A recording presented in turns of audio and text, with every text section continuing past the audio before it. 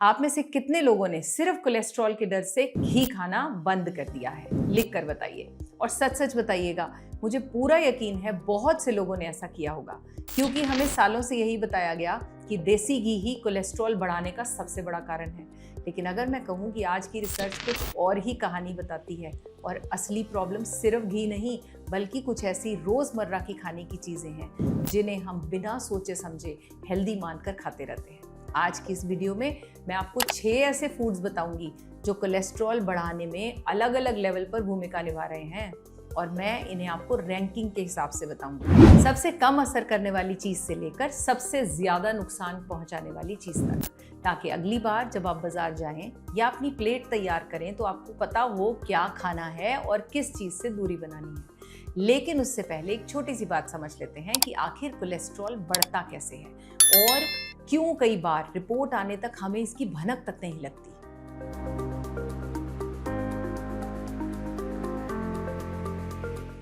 राधे राधे, मैं हूं आचार्य राधेसा, illness reversal mentor, और राधा रानी की कृपा से मैं हजारों लोगों की उनको दर्द से उनकी दवा से निकालने में सक्षम रही हूँ। आपकी मुझे मदद चाहिए, इसीलिए मैं हमेशा रिक्वेस्ट करती हूँ आप हमारे वीडियोस को हर घर तक पहुँचाएं ताकि ये इन्फॉर्मेशन सभी के लिए वैल्यूएबल भी हो और इससे फ़ायदा उठाकर वो अपनी बीमारी से बाहर निकल सके। और अगर आप चैनल पर नए हो तो जल्दी से सब्सक्राइब करो। देखिए, स्टार्ट करते हैं। आखिर कोलेस्ट्रॉल बढ़ता कैसे है? देखिए, सबसे पहले एक बात समझ लीजिए, कोलेस्ट्रॉल अपने आप में दुश्मन नहीं है।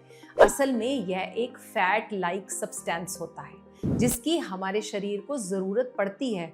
आपके हार्मोन्स बनाने हो, विटामिन डी बनाना हो या हमारे हर सेल की आउटर लेयर तैयार करनी हो, हर जगह कोलेस्ट्रॉल का अपना रोल है। लेकिन समस्या तब शुरू होती है जब इसकी मात्रा ज़रूरत से ज़्यादा बढ़ जाती है, और ख़ास तौर पर जब एलडीएल कोलेस्ट्रॉल, यानी जिसे हम आम भाषा में बैड कोलेस्ट्रॉल कहते हैं, धीरे धीरे जब हमारी ब्लड वेसल्स की दीवारों पर जमा होने लगता है तो प्रॉब्लम है। अब मैं आपको इसे बहुत आसान भाषा में समझाती हूँ। मान लीजिए आपके घर में पानी की पाइप है। शुरुआत में पाइप बिल्कुल साफ है तो पानी आराम से बहता है, लेकिन अगर उसी पाइप के अंदर वाली दीवार पर धीरे धीरे गंदगी जमने लगे तो क्या होगा?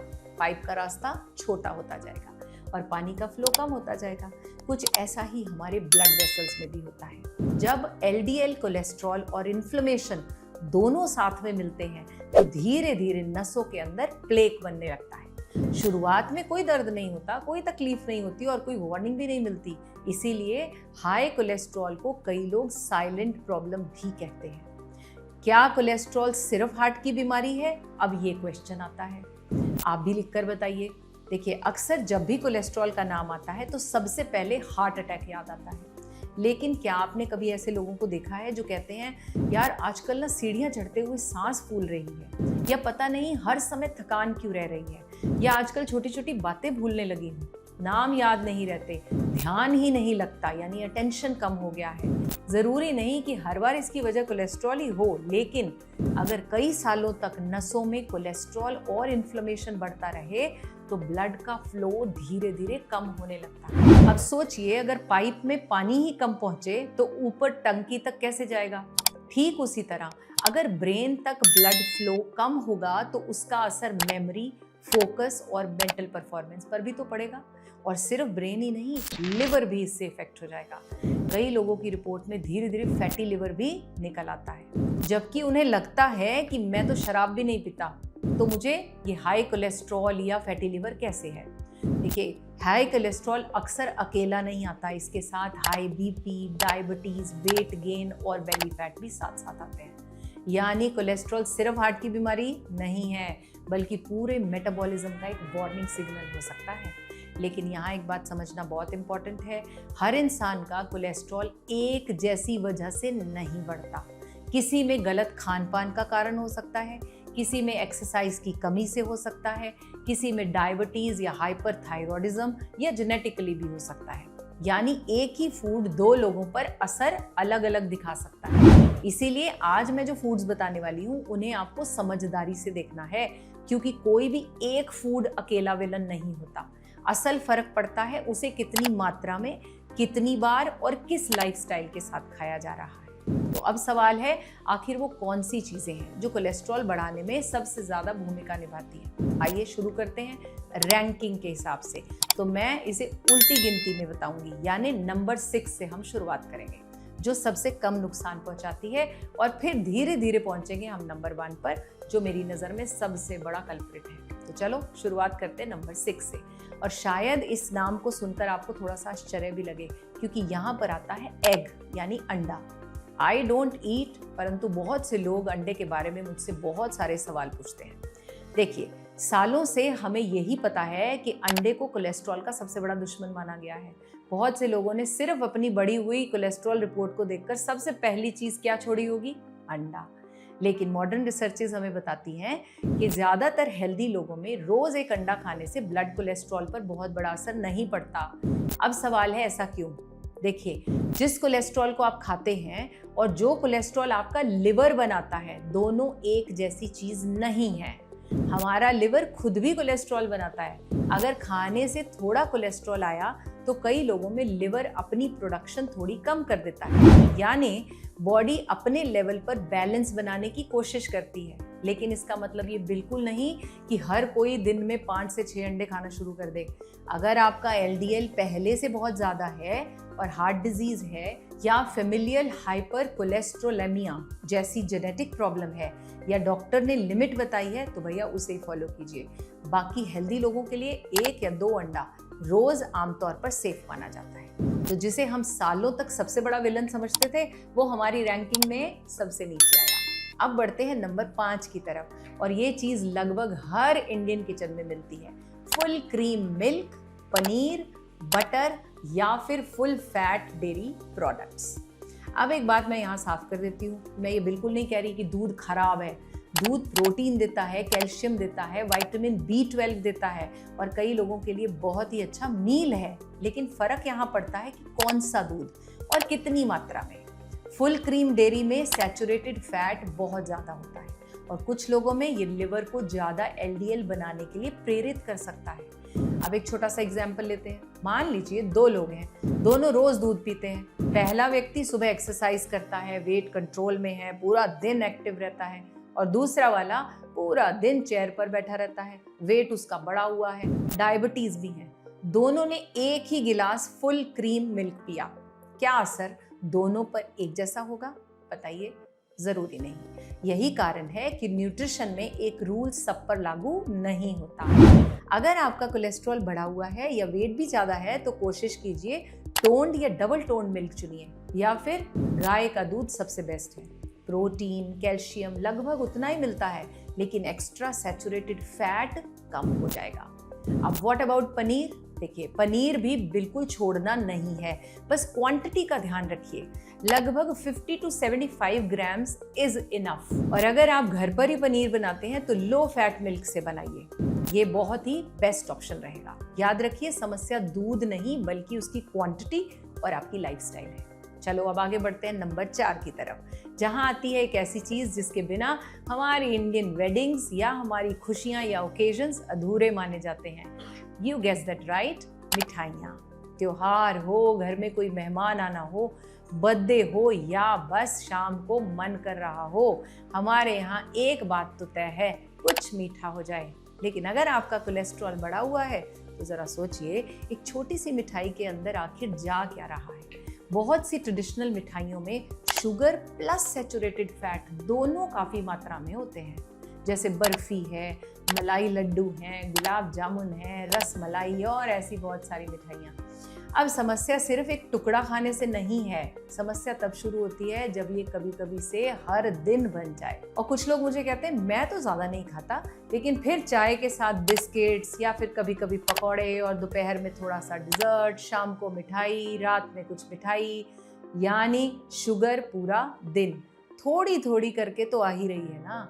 और अगर साथ में फिजिकल एक्टिविटी कम है, वेट भी बढ़ा है और डायबिटीज़ की भी समस्या है, तो पूरी डाइट को देखना और भी ज़रूरी हो जाता है। इसीलिए मिठाई को पूरी तरह बैन करने की ज़रूरत नहीं है, लेकिन फ्रीक्वेंसी और पोर्शन दोनों पर थोड़ा ध्यान देने की ज़रूरत है। त्योहार है, एक छोटा सा पीस एंजॉय कीजिए, लेकिन हर दिन मिठाई को रूटीन मत बनाइए। और हाँ, मिठाई खानी ही है तो भोजन के एकदम बाद खाइए, दैट्स द बेस्ट टाइम। चलो अब आते हैं नंबर 3 पर, जहाँ बात होगी हम वेजिटेरियन डाइट में इस्तेमाल होने वाले एक बहुत ही कॉमन चीज़ की, और वो है घी और बटर की।